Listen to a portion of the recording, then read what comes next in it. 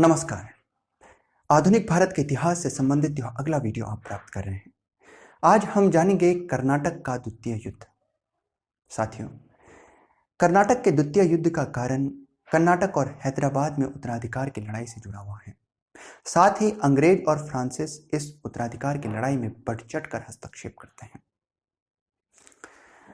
हैदराबाद में हैदराबाद के निजाम उल मुल्क की मृत्यु के पश्चात उनके पुत्र नासिर जंग को हैदराबाद का निजाम घोषित कर दिया जाता है, किंतु निजाम उल मुल्क के पौत्र मुजफ्फर जंग नासिर जंग को चुनौती देते हैं। साथ ही सादत जंग भी दावेदारी पेश करते हैं। इधर कर्नाटक के नवाब दोस्त अली की मृत्यु के पश्चात उनके पुत्र अनवरुद्दीन को नवाब घोषित कर दिया जाता है, किंतु दोस्त अली के दामाद चांदा साहब अनवरुद्दीन को चुनौती देते हैं। इस प्रकार दोनों जगह उत्तराधिकार की लड़ाई से छिड़ जाती है। इस समय पर भारत में डुप्ले फ्रांसीसी गवर्नर था।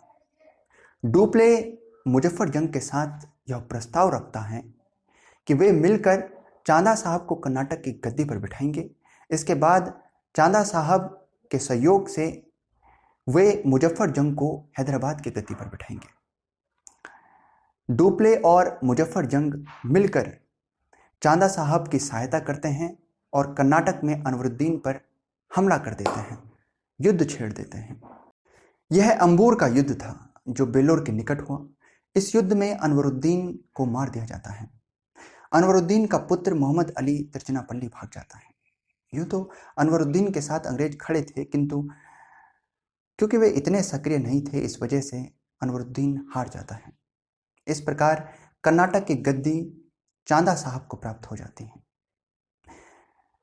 अनवरुद्दीन के साथ अंग्रेज खड़े थे, अनवरुद्दीन हार गया। इस प्रकार कर्नाटक में अंग्रेज भी हार गए। इधर हैदराबाद में जो वादा किया गया था कि चांदा साहब और डुप्ले मिलकर मुजफ्फर जंग को हैदराबाद की गद्दी पर बिठाएंगे, इसके लिए मुजफ्फर जंग डुप्ले और चांदा साहब की मदद से नासिर जंग पर हमला करता है और नासिर जंग की हत्या कर दी जाती है। इसके पश्चात मुजफ्फर जंग को हैदराबाद की गद्दी मिल जाती है। नासिर जंग का भी सहयोग अंग्रेज कर रहे थे। नासिर जंग हार जाता है। इस प्रकार हैदराबाद में अंग्रेज भी हार जाते हैं। किंतु फ्रांसीसी एक और बड़ा परिवर्तन करते हैं, क्योंकि मुजफ्फर जंग उनके अनुरूप नहीं था। वे मुजफ्फर जंग की हत्या करवा देते हैं। अब इससे हैदराबाद के निजाम बनने के लिए दो अहम व्यक्ति नासिर जंग और मुजफ्फर जंग दोनों समाप्त हो गए। अब अंततः सलावत जंग हैदराबाद का निजाम बन जाता है। साथियों, अब कर्नाटक में अंग्रेजों का पूरा ध्यान जो केंद्रित था वह मोहम्मद अली पर था। मोहम्मद अली को कर्नाटक का नवाब बनाया जाए, इसके लिए वे मोहम्मद अली का सहयोग कर रहे थे।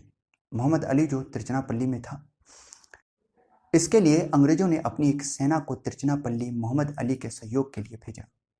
जब फ्रांसीसियों के द्वारा चांदा साहब को सूचित किया जाता है तो चांदा साहब अपनी एक सेना को लेकर तिरुचिरापल्ली पर घेरा डाल देते हैं।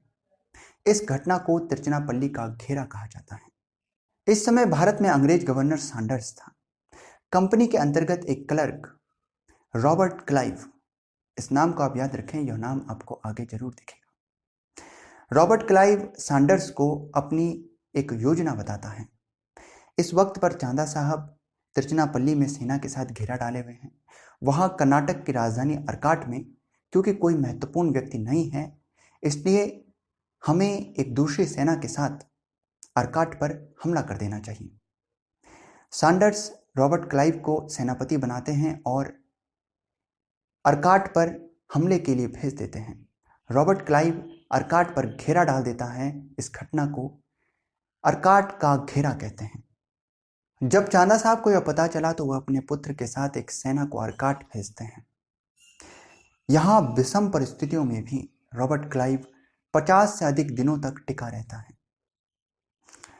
इस वजह से अब चांदा साहब को भी अपनी सेना के साथ वापस लौटना पड़ता है। अंग्रेज भी रॉबर्ट क्लाइव की मदद के लिए एक सेना भेजते हैं। चांदा साहब हार जाते हैं। चांदा साहब यूं तो पहले भाग जाते हैं, किंतु बाद में इन्हें भी मार डाला गया। अब कर्नाटक का नवाब मोहम्मद अली बन जाता है।